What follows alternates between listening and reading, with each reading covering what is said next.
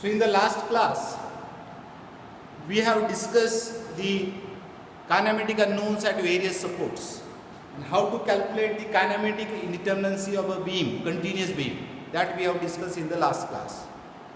Now, the title of our unit is stiffness matrix method for continuous beams. And as I had discussed in last class, there are two approaches in the analysis of beams using stiffness matrix method, that is structure approach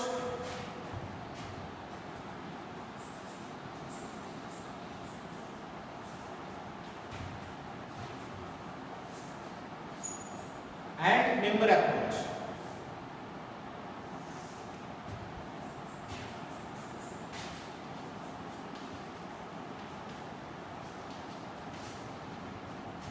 Structure approach and member approach.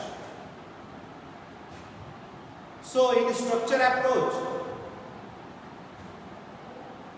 whatever beam structure is given, if you take an example,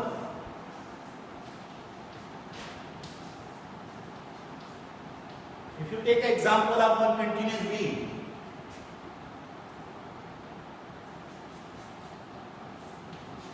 there are two spans.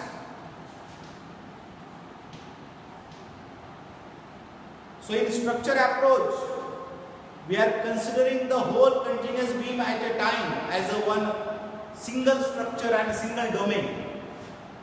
Considering the whole beam and the support conditions provided in the beam, we are initially calculating DKI, degree of kinematic indeterminacy, after considering the boundary conditions. Which boundary conditions? For example, if you want to calculate DKI of this beam,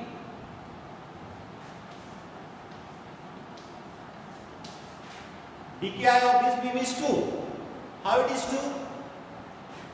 If it is a fixed support, 0, and roller support 1, that is rotation. And that's why DKI equal to 2. That is theta B and theta C. Okay. And if your DKI equal to 2, your size of stiffness matrix will be 2 by 2.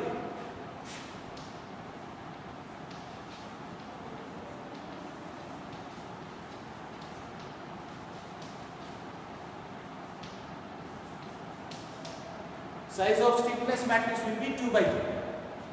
So while calculating DKI, we have taken zero kinematic unknown at fixed support. It means we have applied already boundary conditions that because of fixed support there is no translation, no rotation. Delta equal to 0 and theta equal to 0 at fixed support. Delta equal to 0 and theta equal to 0. This is known condition, which are also called as boundary conditions. Right? Roller support, there is a rotation and vertical displacement is 0. Similarly at this point, so understand now, at any point of the beam, if there is no support, at any point, there are two kinematic unknown. One is vertical displacement and second is rotation. At any point of the beam,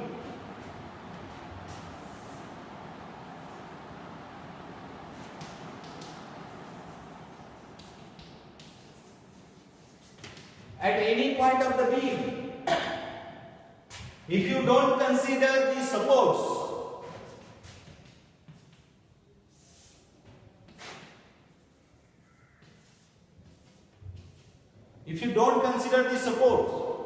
there are two kinematic unknown. One is vertical translation. Vertical translation means vertical displacement. And second is rotation.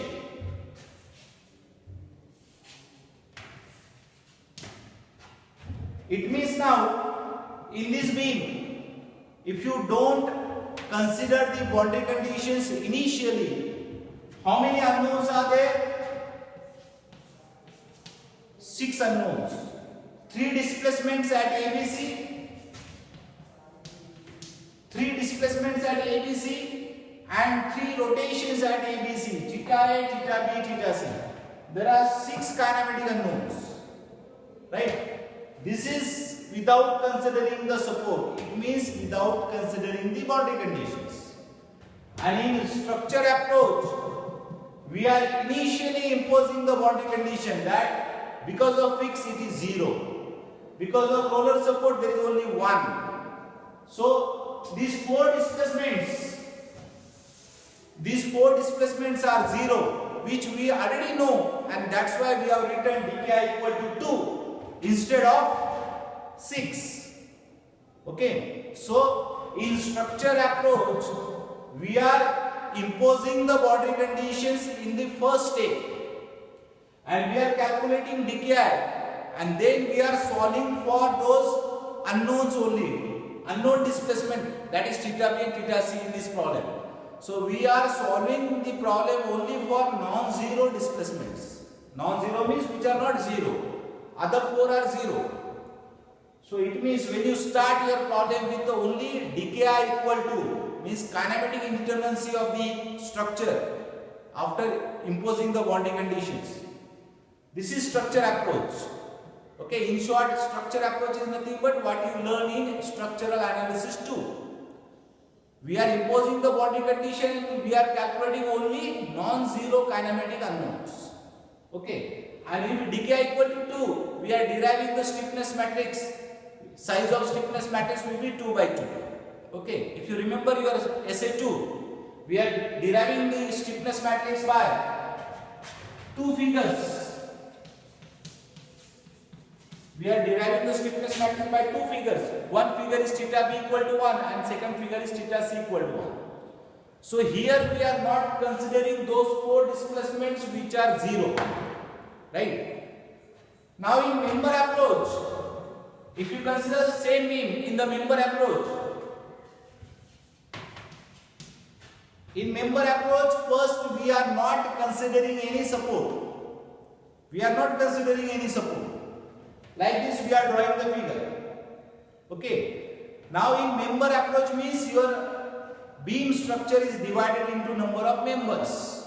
Like your bar and truss problem. If you see our unit number 3, K1, K2, K3 in bar as well as truss, we are dividing the bar and truss into number of members.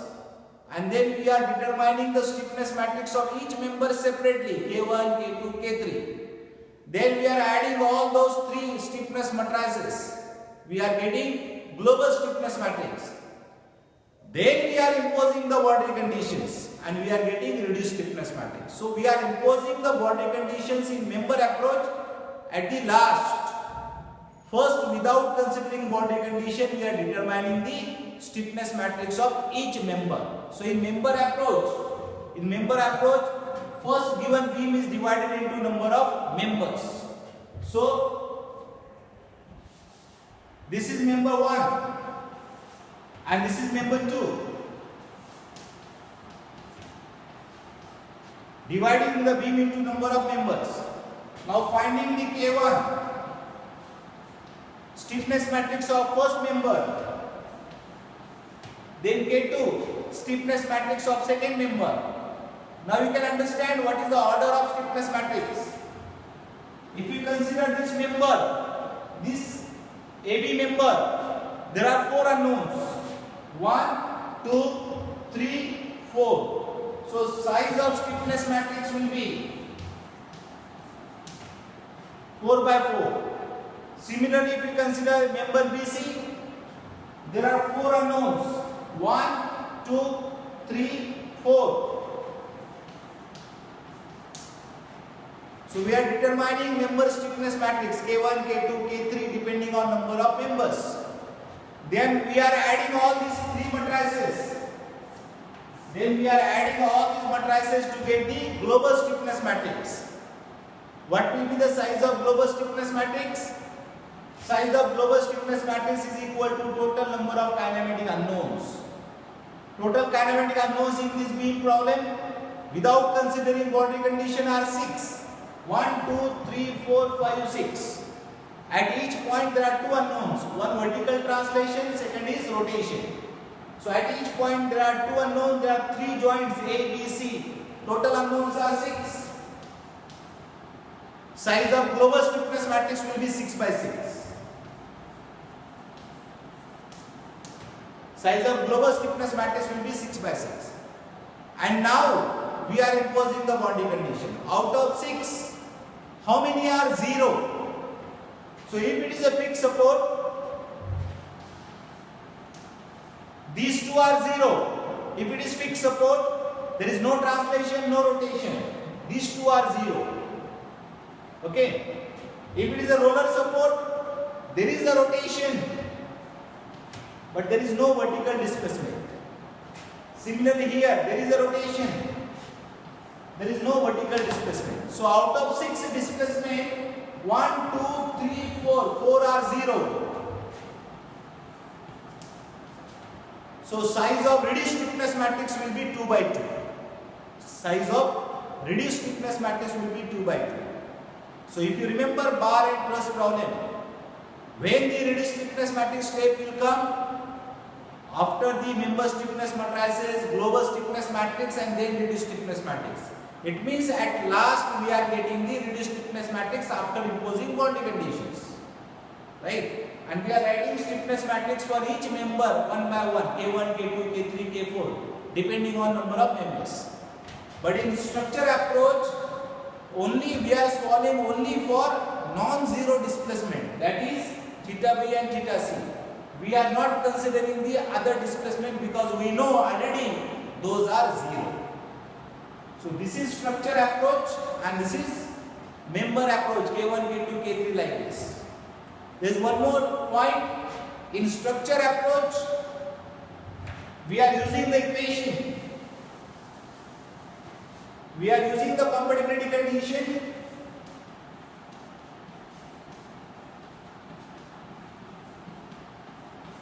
AD is equal to ADL plus K into D.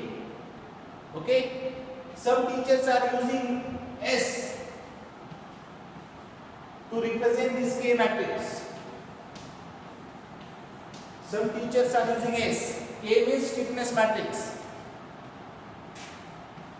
This is ADL. This is AD.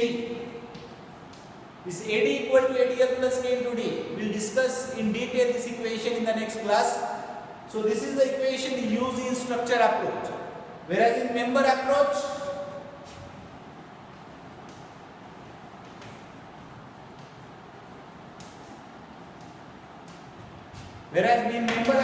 it is K into delta equal to F. So this is the compatibility condition in member approach, K into delta equal to F. And the compatibility condition in structure approach is AD equal to ADL plus K into D. Okay? So this part is already you learned in SA2, structural analysis 2. That was structure approach. Or it is also called as direct approach. And this is new part. In matrix method of structural analysis, you have to learn new part is member approach. Okay? Already member approach we have discussed for bar and truss. In this unit we will discuss for the beam problems. Okay? So in the next class we will start the analysis of, we will see the structure approach. Structure approach for the analysis of continuous beam. So in the next class we will start the structure approach and we will discuss in detail this equation, compatibility condition, AD equal to ADL plus K into D. What is AD, what is ADL, what is K and what is D. All these matrices we will discuss in the next class in detail. Okay? Thank you very much.